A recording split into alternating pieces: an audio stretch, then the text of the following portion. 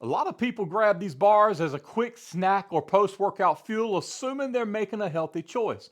But are they really as good as they seem? Welcome back to Fit After 50, everybody. I'm Jay, and today we're diving into a topic that might completely change the way you think about protein bars.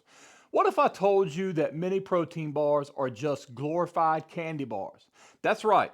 I'm telling you today that many of these are candy bars with a protein label slapped on. And even worse, new research suggests that many so called high protein foods might actually be less healthy than their regular counterparts. So let's dive into this and break down what's really inside these bars, what the latest science says, and how to choose one that actually benefits your health.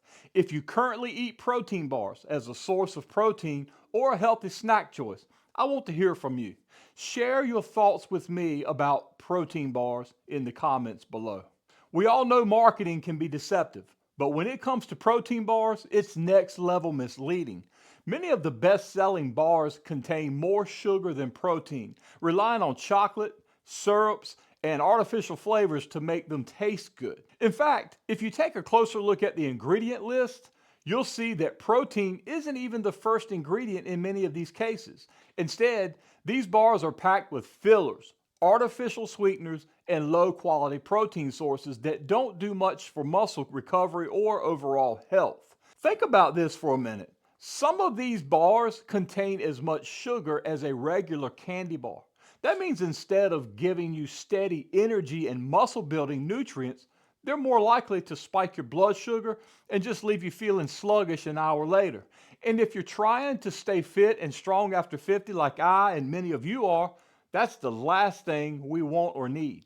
But here's where it gets even more interesting. Recent research suggests that many foods marketed as high protein might actually be less healthy than their regular version. A new study analyzed the variety of high protein products, including protein bars, milk substitutes, and dairy drinks, to see how they compared to regular versions of the same foods. The researchers found that while protein fortified products often had less sugar and carbohydrates, they also tended to have more saturated fat and total fat. Even more concerning than that, when researchers used the Pan American Health Organization nutrient profile model, they found that a shocking 90.8% of foods with protein claims were classified as less healthy. That's almost all of the foods. Here's what else they discovered. Over 50% of protein labeled products were high in fat or sodium. One fifth contained artificial sweeteners. A quarter had excessive free sugar or saturated fat. And when compared to regular non protein versions, high protein foods had more fat and sodium overall. This study is a wake up call because it reminds us to not blindly trust labels that say high protein and assume they're a healthier choice. In reality, many of these foods are just as processed, if not more processed, than their standard counterparts. We all know protein is essential, especially as we age. It helps maintain muscle, it supports recovery, and keeps metabolism running efficiently. But not all protein is created equal. A high quality protein source like whey isolate or a good plant based blend should be at the top of your ingredient list. The problem is many bars use lower quality proteins that are just simply not absorbed as well by the body. And when you're loaded with sugar, saturated fat, and artificial additives, they can do more harm than good. Many of these bars also pack in way more calories than you might expect. Some of these bars push past 300 calories just to deliver 15 or 20 grams of protein, and questionable protein at that. If a huge chunk of those calories is coming from sugar or fat, you're not getting the kind of fuel that your body actually needs. So, does this mean all protein bars are bad? Not necessarily. There are bars out there that prioritize clean ingredients and high quality protein. The key is to check the label carefully.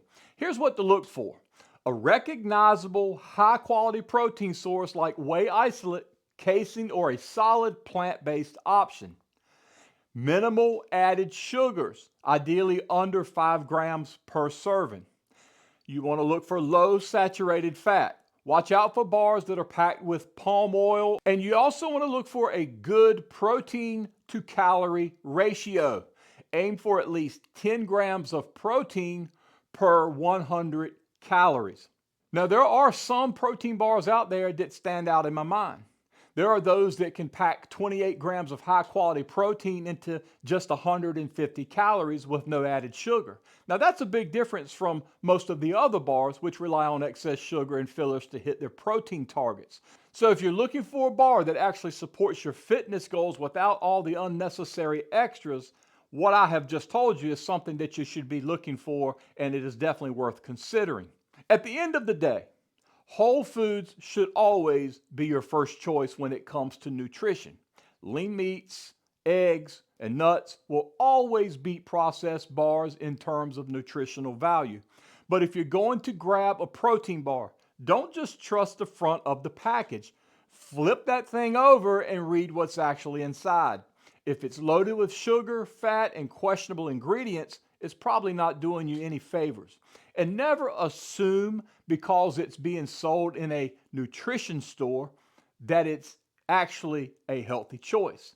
This latest research is a reminder that just because something is labeled high protein does not mean it's a healthy choice. Marketing can be tricky, but if you take the time to check labels and make informed choices, you'll be on the right path to staying strong, lean, and healthy after 50. Okay, that's all I have for this one. Be sure to like this video. If you have not subscribed to the channel, go ahead and do that right now.